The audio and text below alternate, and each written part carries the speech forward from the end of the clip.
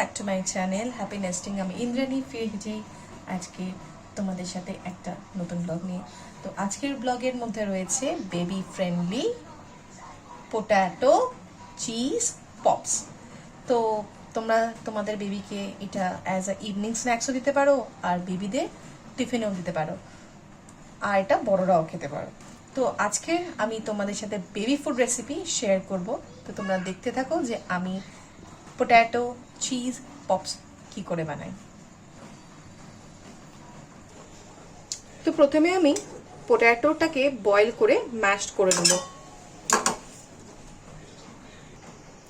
Potato আমার mashed করা হয়ে গেল।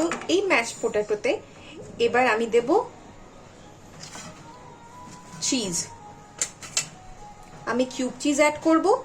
তোমরা চাইলে চিজ কিউবও অ্যাড করতে পারো আর মোজারেলাও দিতে পারো, কিন্তু মোজারেলা আমি চিজ দেবো না, কারণ বাচ্চা ডাইজেস্ট করতে পারবেন না। তাও চিজ কিউবগুলো বাচ্চারা ডাইজেস্ট করতে পারবে।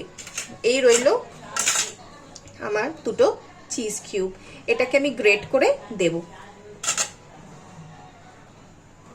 এই যে আমি এই ঠিক গ্রেট করে দিচ্ছি। দেখো, তোমরা পরিমাণ বুঝে চিজ দিও, কিরকম পরিমাণ। চিজ বাচ্চা খেলে কোনো অসুবিধা নেই, কারণ চিজ ওয়েট গেইন করে বাচ্চারা বেশ ভালোভাবেই, কোনো অসুবিধা নেই। কিন্তু রেগুলার না দিলেই ভালো। সপ্তাহে তুমি একবার দিচ্ছ ঠিক আছে, কি দুবার। আর আমার বেবি যেহেতু 22 মান্থ, তাই ওকে ইন্ট্রোডিউস অনেক আগেই চিজ করে দিয়েছি। তো এখন ওকে সেভাবে আস্তে আস্তে খাবার বাড়াচ্ছি। তো চিজটাকে আমি গ্রেট করে নিই। এই আমার চিজ গ্রেট করা হয়ে গেল।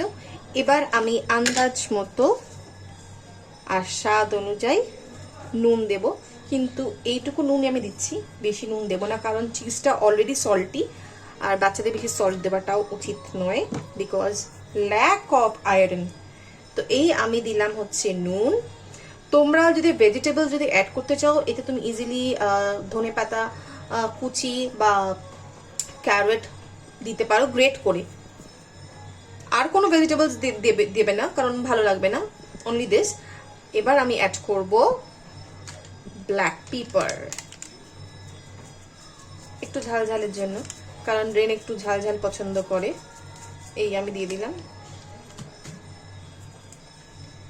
এবার আমি অ্যাড করব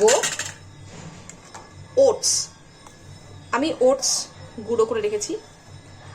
তোমরা এখানে ওটসের জায়গায় ব্রেড ক্রামস ইউজ করতে পারো। আমি এখানে ব্রেড ক্রামস ইউজ করিনি, কারণ রেনের যদি ডাইজেস্ট যদি না করতে পারে বা শরীরের কোনো অসুবিধা হতে পারে, যেহেতু ব্রেড হোয়াইট ব্রেডটা ময়দার তৈরি। আর মাল্টিগ্রেনস ব্রেড যেটা, সেটা এখানে অ্যাড করা যাবে না। তো এই টোটাল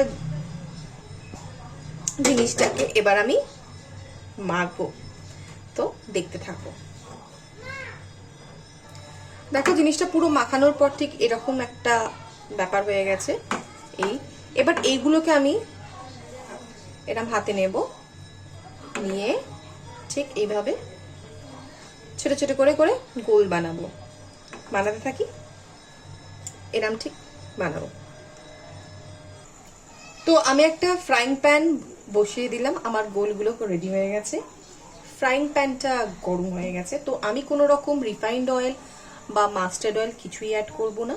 তোমরা যদি চাও তোমরা মাস্টার্ড অয়েল অ্যাড করতে পারো, নট রিফাইন্ড অয়েল। আর সেটা আন্দাজ বুঝে তোমরা তেলটা দেবে। যেহেতু আমার বেবি এখন অব্দি ছোট, 2 ইয়ার্সও হয়নি, তো তাই আমি তেল অ্যাড করছি না, আমি বাটার অ্যাড করব।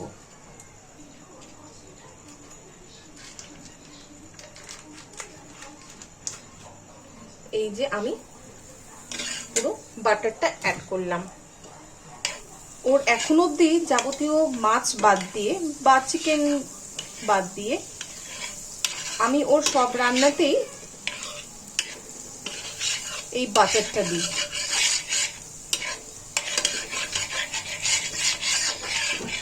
এখন অব্দি বিশেষ করে অয়েলি ফুডসের মধ্যে আমি রাখিনি। তো এই গরম হয়ে গেল।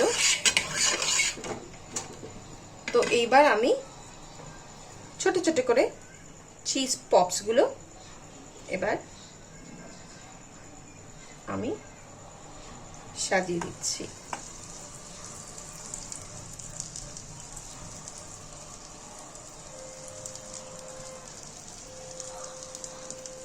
হতে থাকে এবার। তো এই বলসগুলো আমি সাজিয়ে নিলাম। তো এবার বলসগুলো হতে থাকছে, কমপ্লিট হয়ে যায়, তারপর তোমাদেরকে আমি দেখাচ্ছি। তো এই রেডি হয়ে গেল আমার চিজ পটেটো পপস। একটু লাল লাল হয়েছে, আর একটু সময় দিলে আর একটু বেশি বেটার হতো, কিন্তু আমি বেশি লাল লাল করিনি, রেনের খিদে পেয়ে গেছে। তো চলো রেনেকে দিয়ে দিই। তোমাদের এই রেসিপিটা কেমন লাগলো আমাকে জানিও। Thank you, bye bye. আর প্লিজ সাবস্ক্রাইব করতে ভুলো না আমার চ্যানেলকে। Tata, good night.